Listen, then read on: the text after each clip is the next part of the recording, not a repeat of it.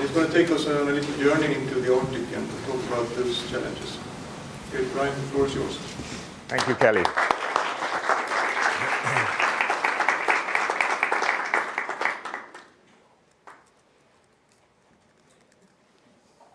Well, good morning, everyone, and I'm a bit intimidated by this audience because I feel a bit of an imposter standing up in front of you. I mean, what can a tropical savanna ecologist who lives in the southern hemisphere come and have the nerve to talk about the Arctic to an audience like this? So I hope you'll take that into account and forgive me if things go wrong. But let me launch right into it and explain why. That's a picture of the Arctic taken by the Canadian radar sat, and Canada has some terrific satellites for looking at the Arctic in the north. And very recently, I had the good fortune to go from Resolute Bay down to Kugluktuk, which is that portion of the Northwest Passage where most of the intrepid explorers of the 1800s died. And so this was on a Canadian Coast Guard icebreaker, and it was part of the Canadian Three Oceans program. And they took a group of about 12 assorted people, a real mixture of businessmen, philosophers, scientists, and sort of put them together on an icebreaker for 6 days and nights. And we talked to each other to see how could the people of the Arctic deal with the changes that are occurring in a resilient way. And so this is really what it was. That's their Three Oceans program, and it's part of their International Polar Year effort. Eddie Carmack is the guy who organized it all, and he's an oceanographer who really knows a lot about the Arctic. And he has a very deep interest now in developing one in the notions of resilience and the limits to change and coping capacity up there. So that's I took that photo from a helicopter, which belongs to the icebreaker, and as we were coming into it, and I'm rather proud of that. And that's a slightly larger picture, but that's the boat that we lived on for 6 days and nights. And that's, if you can see it, that's Resolute Bay. And beyond that is the North Pole. There's nothing much further in terms of habitation. And so that's the whole size of Resolute Bay. And we began our journey there. And parts of it were open water, but in many of the sounds, like Peel Sound, are still clogged with ice at this time of the year. We spent a night there, and I was really interested. This, you can't read that probably, is the remains of a Thule, Thule, dwelling in Resolute Bay. And they were the precursors to the Inuit people who came across the Bering Sea in a previous age. And they made their dwellings out of whale bones and covered them with skins, and they crawled in through a little hole like that, which was a channel. And I tried to imagine when I stood there, living in that for 6 months of total darkness, when the temperatures were somewhere down like -50, and you think, God, that was a resilient people who could cope with that and not go insane. The boat we were on is actually kitted out for doing research, and so this is just one shot of putting down a series of water samples. Each one of those opens at a different depth, and then they bring up the water. And so they're constantly measuring. And so the whole, although it's an icebreaker that does icebreaker jobs, it does a dual service, and it does a lot of research while it's going through this on all aspects. So they've got an enormous number of measuring instruments and oceanographers and biologists and everything on there, plus us 12 rather random people. And that's the group. And I won't go, well, you can't even see them there. So it's a bit clearer here, but anyway, so it's pointless pointing out anybody in there because you can't see it. So I'll just move straight on. But this is we had a lecture in the morning, a kind of talk in the afternoon, and then one in the evening. Dinner there is served at 4 o'clock in the afternoon. They pick a random time because it's sunlight the whole time. So it's a very strange 24-hour cycle you live in, but we broke it up, and there's a kind of an intercession period in the bar for 2 hours somewhere around about 10 o'clock at what's supposed to be night, and then you get used to that cycle quite quickly.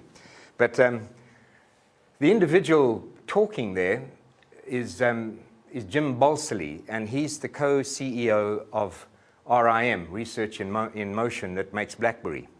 And he came in as Canada's leading businessman because he is really interested in international ideals. In the previous photo, I would have pointed out Tad Homer-Dixon, who's just been with us for 2 days here on a workshop.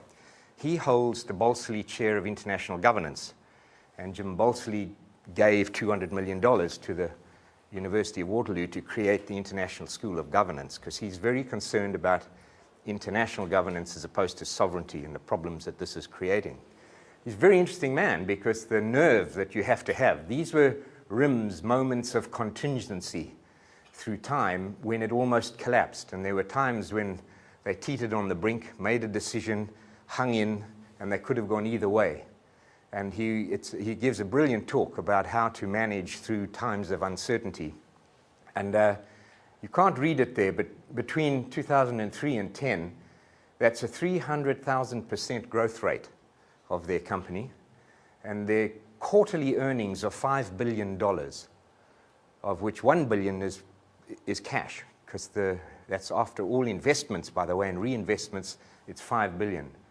So he's not a poor individual. And because he owns, but with his colleague, more than 50% of that, all the shares in that company. So it was really interesting talking to people like that. This is Steve Mcclean. He's the president of the Canadian Space Agency, and he's an ex-astronaut. So he's done 2 stints up in the space shuttle, the space station. And again, he was my cabin mate. So we spent lots of hours just chatting about what it's like to live up in a space shuttle. I mean, I needed to know, how do you go to the toilet and stuff like that. So I won't tell you here, but it was, he said very carefully, I might add, but there's a whole lot of interesting things about just living up there in a place like that. But his insights that he's gained from those 2 journeys of his, and now he runs this Canadian Space Agency, are really quite powerful. So we had a very fascinating group of people to talk to.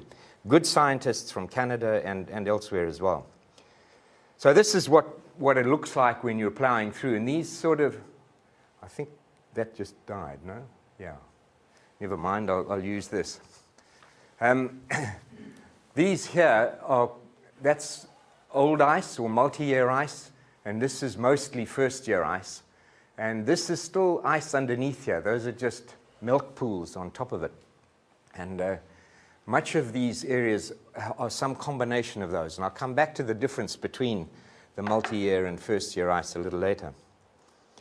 That's standing at the back of the boat, and I must have taken 200 photographs. You just can't stop photographing the scenery when you're in this because you're breaking through it. And it doesn't show up here, but the patterns and the colors are just splendid. This is standing on the prow where you cut through. That's about 1.5 meters of ice there. And the different colors is it's just mesmerizing, just standing over and watching, is because the icebreaker has to climb up and then kind of fall on the ice, and then it cracks it, and it keeps doing that. And sometimes it's got to go back again to try if it's a really thick bunch.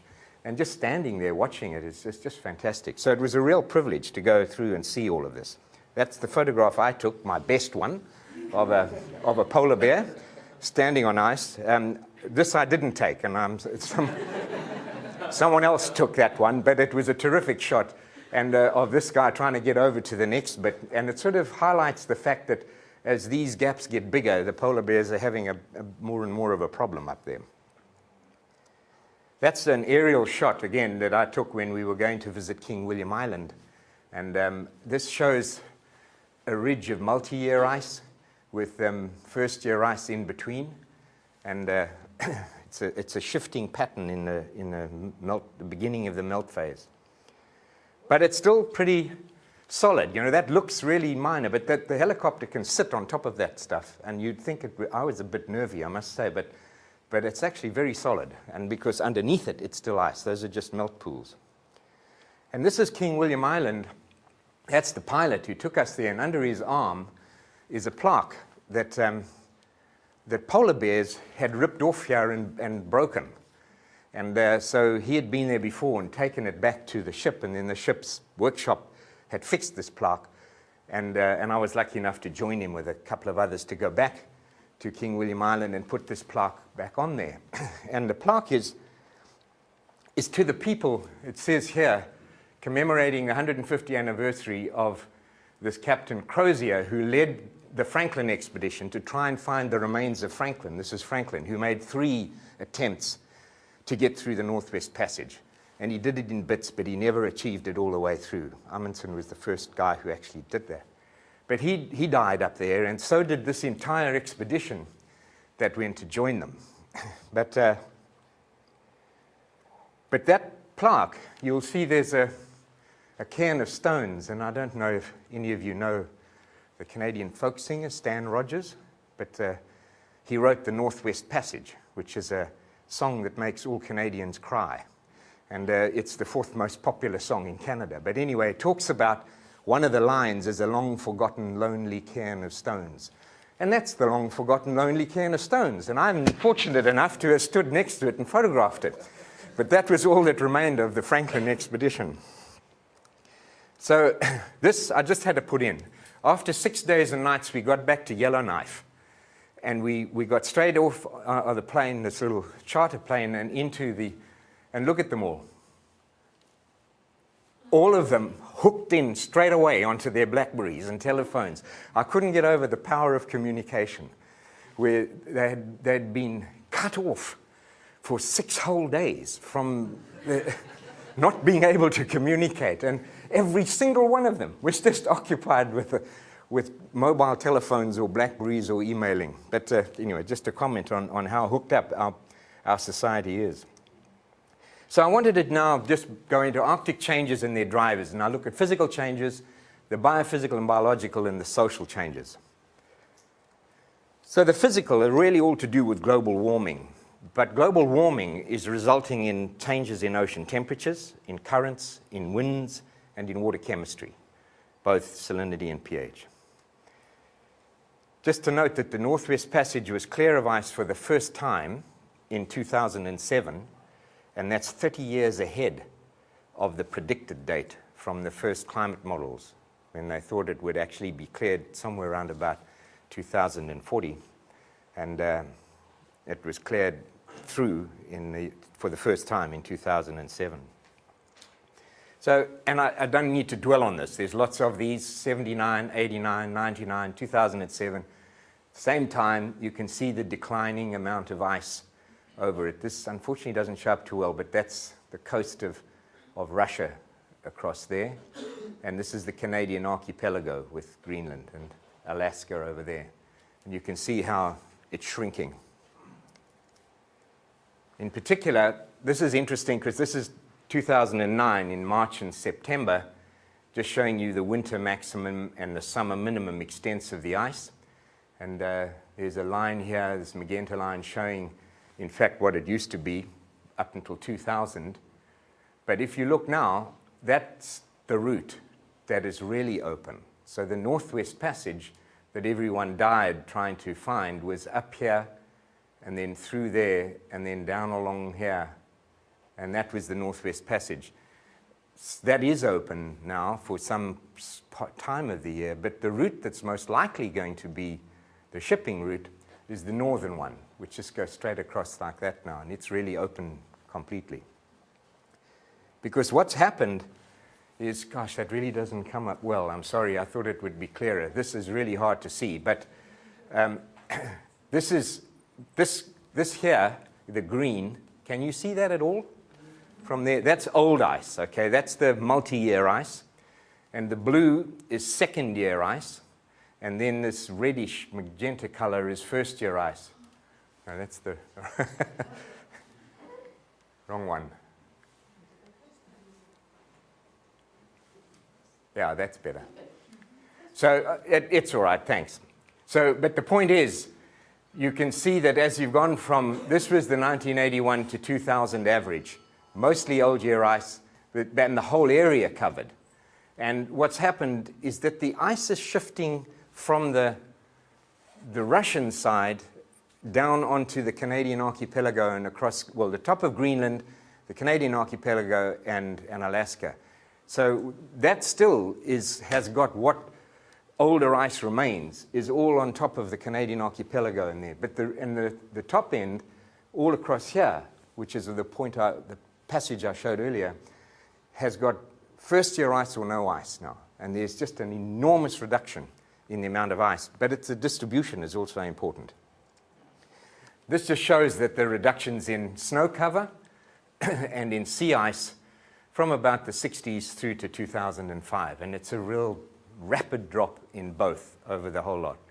And that's just empirical stuff coming out of Landsat from satellite data. Barber here has done one analysis where he took the 3 10-year periods and put a linear fit through them to show, and then suggested that this might have been a tipping point, crossing a threshold. These are his words. I actually don't think that's probably the best way to analyze that data. If you just took the whole lot and put a fit through them, my own view is that you'd probably get a better estimate of somewhere between 1990 and 95 is where there was a real tipping point where things started to rapidly decline. So somewhere between 1990 and 1995, in my view. But that's a really interesting picture to show how recent it is that the speed of decline in ice has accelerated. And this last year, this one, I think, is going to be the warmest so far. Now, the coastline of the Arctic is the other thing which is changing a lot, because as the ice retreats, fast ice, which used to stay stuck onto the land edges, is now being removed. And so you get enormous amounts of erosion. When we spoke to Inuit people on the islands, the thing that's novel to them are waves. They've never had to deal with waves. And they find now they can't travel across from one island to another because they're fearful of waves. The amount of ice always prevented wave development in the past. But you can see this this is in Alaska, and this is somewhere in Point Barrow, I think. But there's just an enormous amount of coastal erosion going on, which is a new phenomenon. And of course, this is a cartoon of the fact that wave size has rapidly increased as the ice moves away from the land with that fast ice. And so you've got both erosion of the edge and the fact that the distance for polar bears and ice-related animals is getting much, much larger, and they can't access the terrestrial. Now, if we look at ocean circulation, this is Eddie Carmack, the guy who wrote one of the main papers on it. I like that statement, that the global patterns of moisture transport and ocean circulation result in thermohaline distributions that force a downhill journey of low salinity waters from the North Pacific to the Arctic and then into the North Atlantic. And so if you look at this is the Bering Sea and the Bering Strait, and this is the Barents Sea with the Arctic. Now, 5 times the amount of water comes in from the Atlantic as comes in from the Pacific. But the water that comes in from the Pacific is both fresher and cooler than the Atlantic. So the Atlantic is warmer and saltier. And then it circulates around and then comes back out. So this is the main pathway out of the Arctic with the main pathway in. And in fact, that's a model of what has been shown in 2008, where with a Russian colleague, they've traced with different sensors around to show that that's quite a complicated pattern that goes on. And they haven't shown that there's a certain amount of water that comes in here that joins it. But basically, it's a really complex pattern that goes around and about and then back out into the Atlantic. Now, that has all sorts of implications if you think about it, and you are developing a brand new oil well, let's say there, and you had a massive oil spill, if you had another kind of Gulf situation, you can see what would happen, because it would eventually go basically all the way around the Arctic. And whichever bit of the Arctic you're in, if something goes wrong or something goes right, or it connects the whole Arctic with the circum-Arctic currents. This is shows that you've got the water coming in from the Atlantic, and then the cooler, fresher water coming in from the Pacific. And this is runoff from Eurasia and from the North American continent. And that combined circulation pattern sets up these wind patterns which track around the Arctic. And that wind pattern creates what are the Northern Hemisphere storm tracks, which fit around. The predictions from the models of what's happening here is that with the warming of the Arctic, these storm tracks will move south.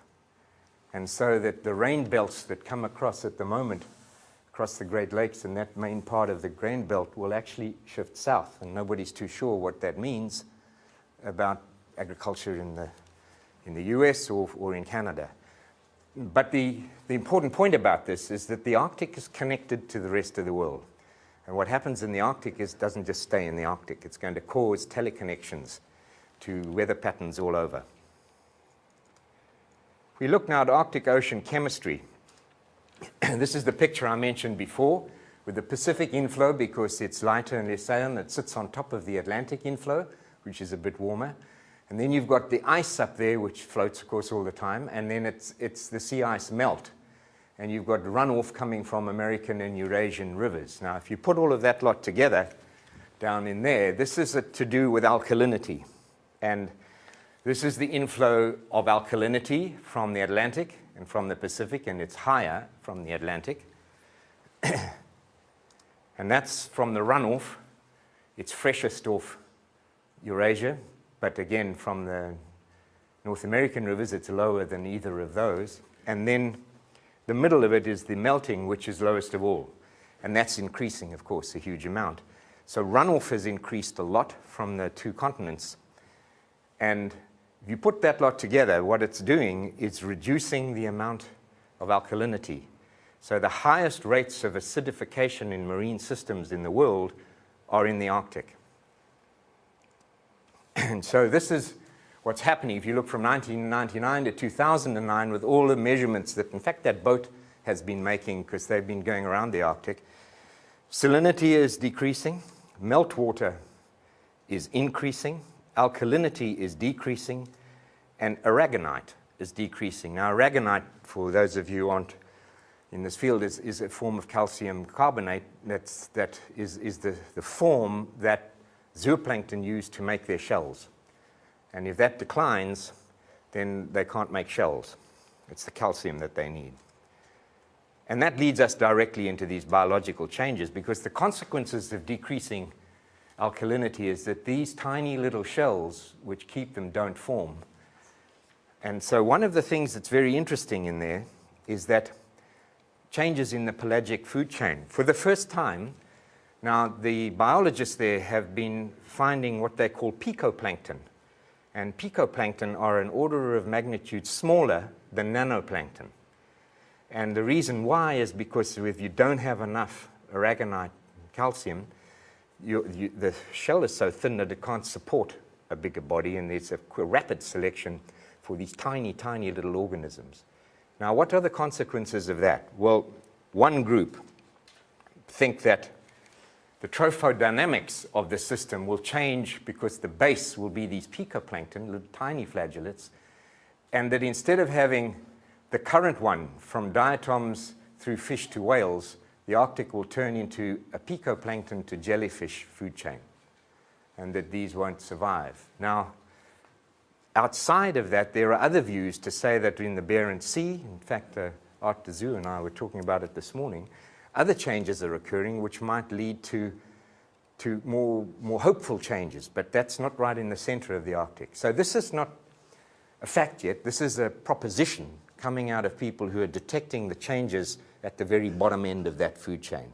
But they're worried about it. They're very worried.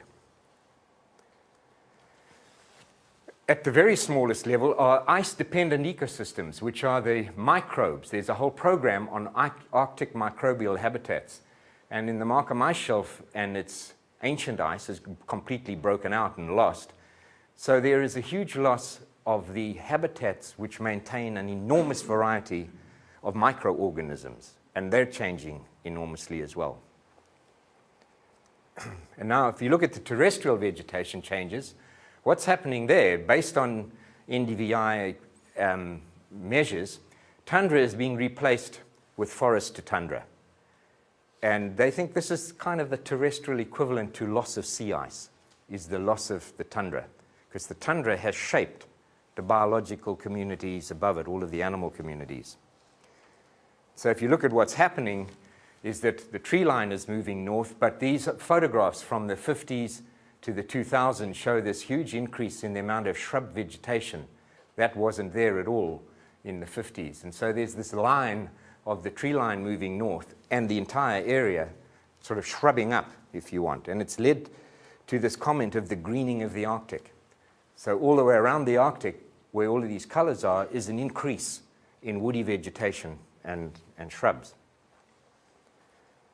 And the consequences also, this is sort of opposite to what happens in the Arctic Sea. I said there's a reduction in acidity and in salinity, but in the estuaries, like in the Mackenzie Delta of Canada, there has been an enormous increase in salinization of the delta region due to changes in the hydrology.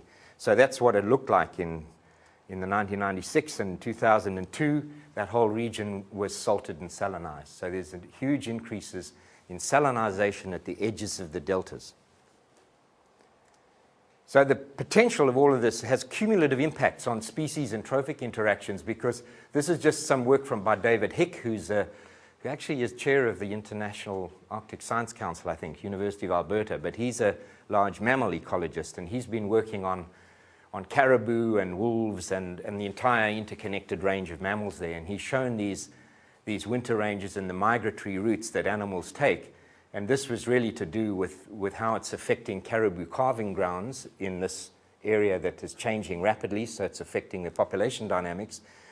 But also here there's a whole lot of other activity going on in development, which is interfering with that required movement of migratory patterns up and down through that region. And one consequence of that is that there's been a huge population declines in caribou. So 30%, 80, 40, all of these are declines and these are movement patterns of it. It's very well done, some hard empirical evidence of what's going on with caribou in that part of the world. We move on now to the big issue at the moment is the new invasions, the coming Arctic invasions. There's all sorts of papers in Nature and that coming out. This is the trickle before the flood, the kind of comments that there's going to be an enormous change in the biotic composition of the Arctic.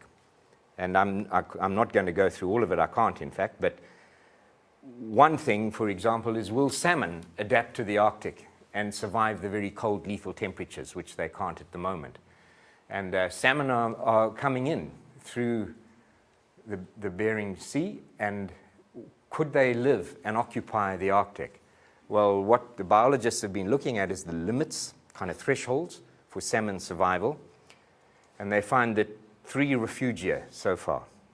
The first one is in the Beaufort Sea, where there's this warmer Atlantic water layer that sits below the Pacific at about 200 meters, and that layer is sufficient to allow salmon to survive those lethal temperatures.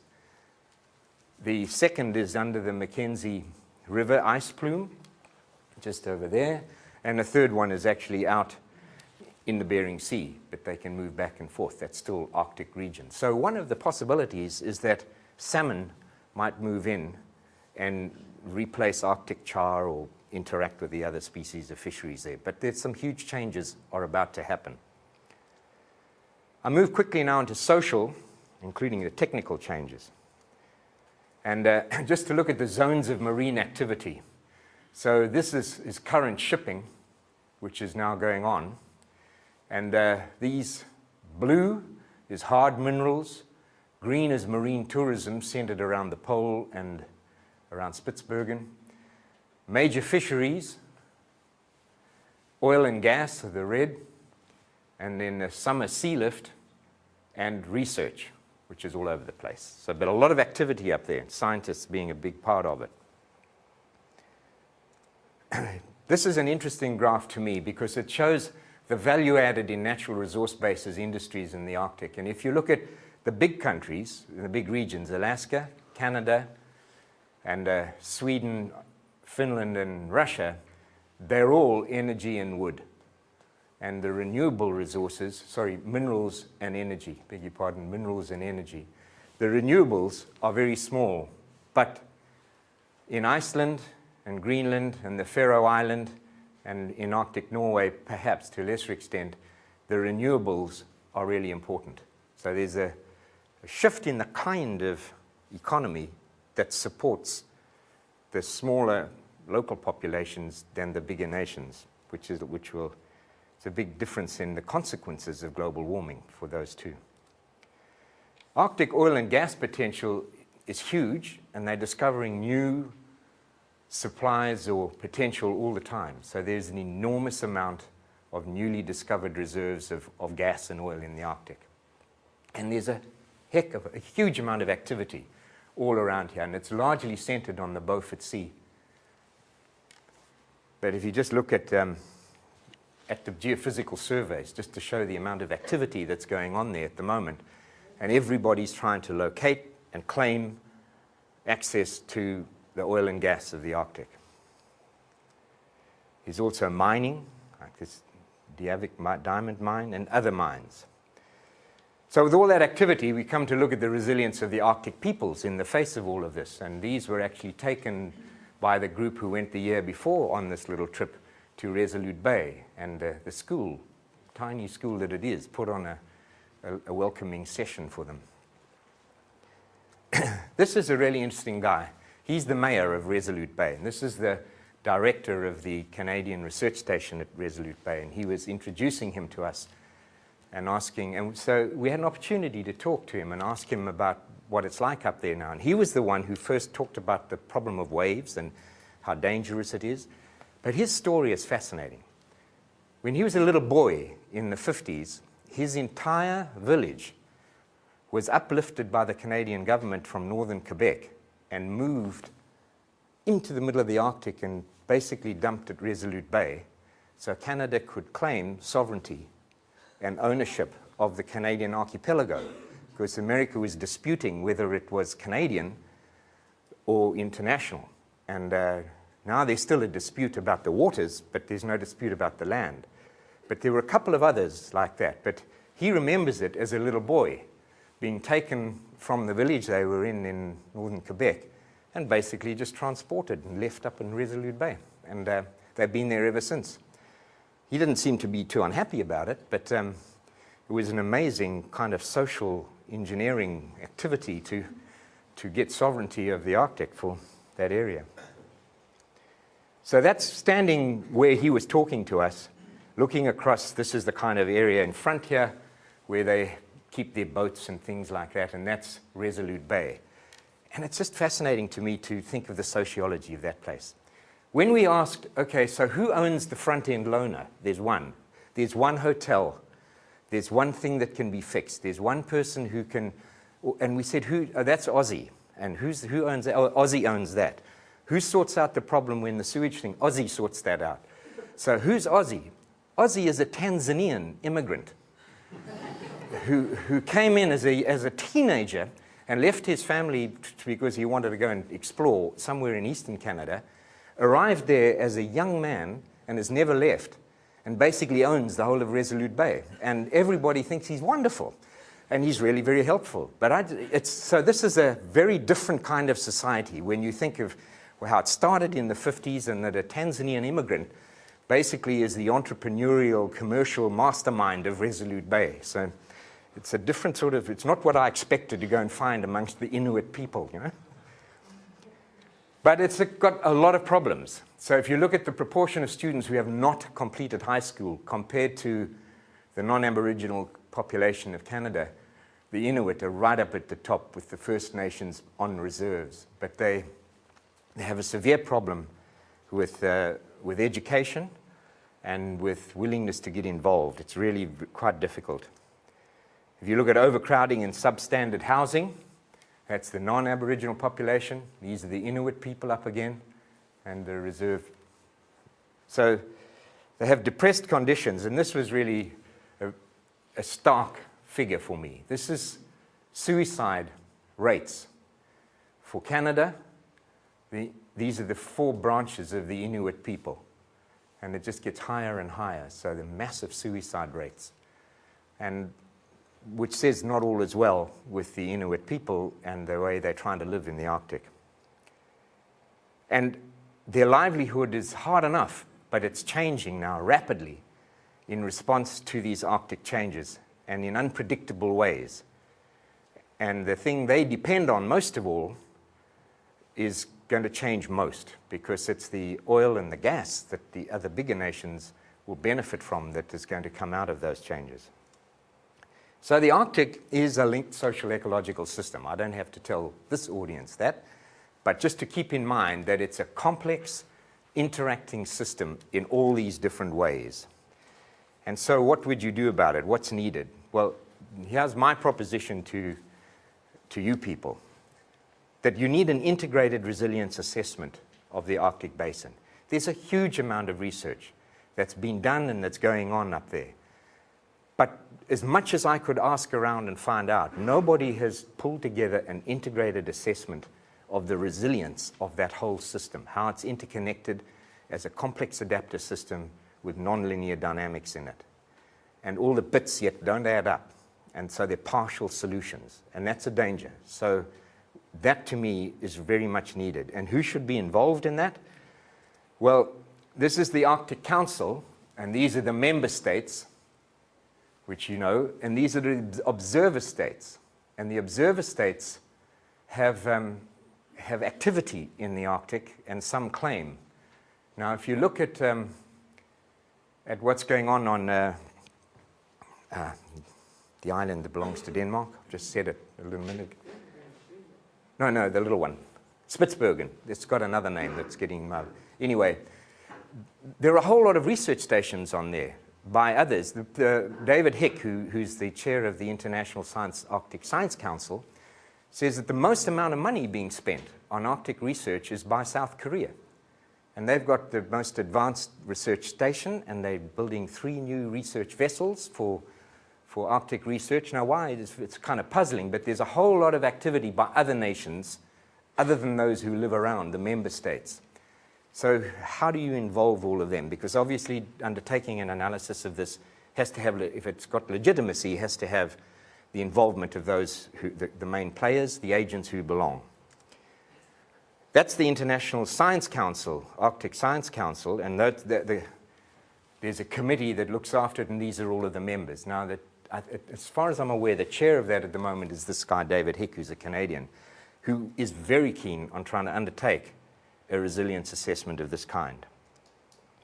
So what do I mean by a resilience assessment? Well, there are 3 steps, and most of you should know this, but for those who don't, the first one is defining the system. It's the resilience of what and to what matters to you. And step 2 is about system dynamics, and step 3 is so what? What do you do about it when you've done this analysis? And I'll very briefly just say that the step 1, defining the system, you've got to think of the system scales. What's the focal scale? Is it the whole Arctic? Is it the Canadian Archipelago? Does it include the land? Getting the scales right is really important. Now, as you all know, you cannot understand or manage a system by focusing on one scale. You need at least 3 scales, but you've got to get the focal scale right and then think about how the other scales interact. When you've done all of this and you've got the right stakeholders, what is the governance of the system, you need to think of the key assets, the values, the ecosystem services and their interactions. And then you look at the shocks and disturbances and the trends. That takes a long time, and getting agreement on that is crucial, or you don't proceed to the next step. But if you can achieve that, step 2 then is about doing the science, assessing the resilience. First of all, specified resilience. What thresholds exist, or what are the TPCs, the thresholds of potential concern? If you don't know exactly where they are, can you identify them from state and transition modeling analyses? What are the controlling variables of those thresholds? And what are the drivers that change the controlling variables? Getting that all right gives you the specified resilience, where you can come up with the key critical thresholds at different scales in the Arctic. Then you need to look at general resilience. Where is the coping capacity being lost and declining? And then does this call for transformational change? So that's step 2. This is developed by Overpeck and others in 2005. And they put together this model of the Arctic as it is now with different hubs. And these, what they call the driver hubs: terrestrial ice, potentially evapotranspiration, thermohaline circulation, and sea ice. And these really are the recipient hubs: permafrost, terrestrial biomass, marine productivity, economic production, and the population of people. That's the system as it is at the moment, with all the interconnections, positive and negative feedbacks. And this is what it's forecast to be, that 3 of these hubs disappear, and including the permafrost, and that's what it is, as a simplified system. And you don't need to be a genius to know that that's transformational change. It's not the same system anymore. So trying to make this resilient so it stays the same is impossible. So you have to transform. Well, the question is, will the Arctic be transformed? Having it inflicted on it in a costly negative way? Or can the Arctic peoples initiate a positive transformation? So what are the determinants of transformability? Well, there are 3 really. Preparedness to change. This is getting beyond the state of denial in the system. You know, no, we can keep doing it. The Arctic will be okay. We just tweak this and we'll be there. Getting past the state of denial. Yes, we have to undertake transformational change. Options for change. What are the new trajectories? This emerges from support for experiments, for trying new things, for people in different parts. And the third part is the capacity to change. The levels of capitals, including social capital, and higher level support. I've recently been doing a lot of this down in the Antipodes with groups of people who have recognized and got past step 1, because this is areas in Australia where there's a decline, such a decline in the amount of water that the irrigation farmers haven't had water for irrigation for several years. So they're having to transform. Now, there have been several suicides there, so they've got past stage 1 here. And now they're trying to figure out what can we do. And what's come out of working with these groups is this sort of model that I think. This is the focal scale, and what you'd want to do at smaller scales is to have experiments where you need entrepreneurs to try new things, novel things to happen. Some of those novel things will work, and some won't. But the ones that work will feed back up to this focal scale, and they'll take hold and spread to others. And that's the process of initiating transformational change at lower scales that then accumulate up to the higher scale. Trying to do it in one hit at the whole focal scale is impossible or too expensive. That, to me, is developing the options for change. But then you need this higher scale support. And there might be more than one scale above.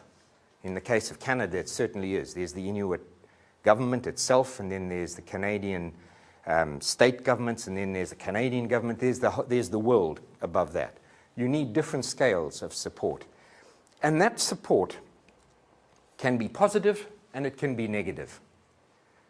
In some cases, the higher scales suppress innovation and transformation at the scale that it's needed.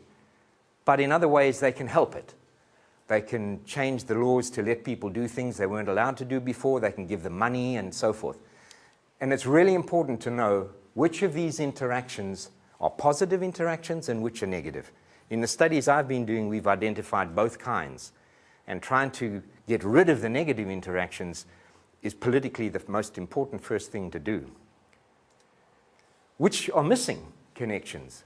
Which connections do you need to put into place so that you can, in fact, facilitate that? So that whole process there is enhancing the capacity for change. And I think we need to develop the options for change and enhance the capacity for change at the same time, but it has to be done in a very deliberate and inclusive way. And at the moment, that doesn't happen. It's all just bits and pieces all over the place. So the final bit of resilience assessment is the options for interventions. When you've done this, you've identified where general resilience is declined or low and where the thresholds are. You've really got to think of 3 things: the kinds and scales of interventions that are needed. And there are 3 kinds. There's policy and institutions, where you change what you can and can't do, and governance. There's financial, can be aid or taxes or subsidies, and could be information, just challenging guidelines. We have to look at all 3 of those, because the problem here is the kind of hammer and nail thing, you know, that if you're a hammer, everything looks like a nail.